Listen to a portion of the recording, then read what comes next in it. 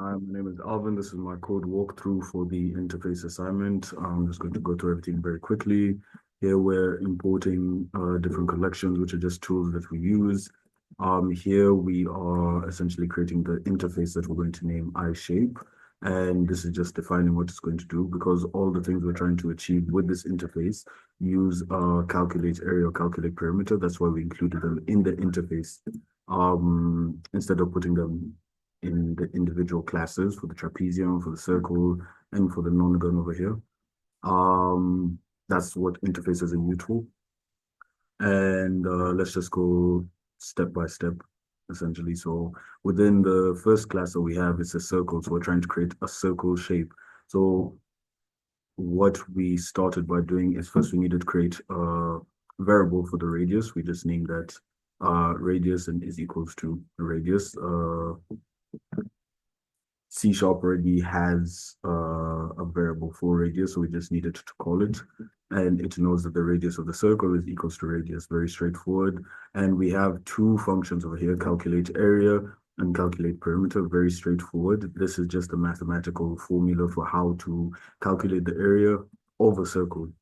So this math F is inside Unity's Unity engine. So sorry, where is it? Yeah, it's already here. So that's where we keep the value for pi, 3.142. And then we do times radius and then times radius again, because the formula is pi r squared. That's how you find the area for a circle. So pi over here, r squared is just radius squared or radius times radius. Same thing for perimeter, different formula though. So you have 2 times pi and then times the radius. That's how you get the perimeter for a circle. Exact same thing here. We had to create variables for the sides of the trapezium essentially. So 1, 2. So those are 2 sides. We have the height, and then we have another, sorry, base 1, base 2 are the base, and then the sides, and then the height. Those are the 5 variables that we're going to work with. And how we calculate the area for that is by using the formula 0.5 f, sorry, 0.5 f times base 1 plus base 2 times height. So this would usually be written as half times base 1 plus base 2 times height.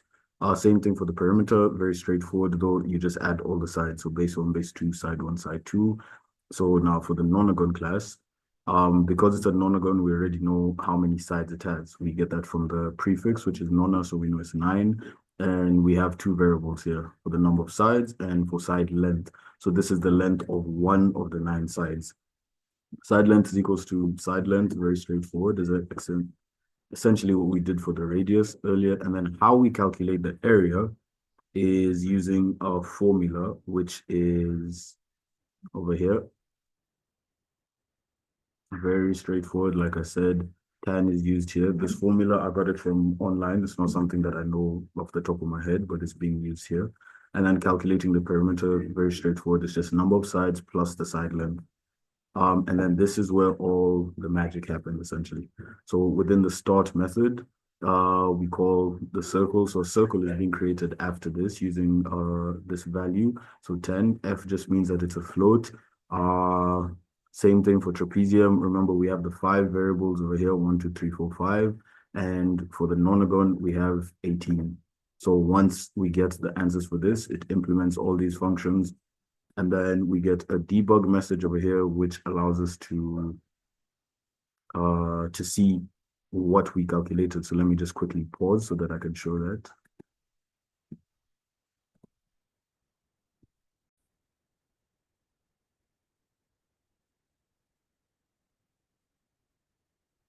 Yeah, so this is what it shows. This is the debug message. Thank you. We can see that for the circle, we have an area, we have perimeter, trapezium, we have area and perimeter, nonagon, we have area and perimeter as well.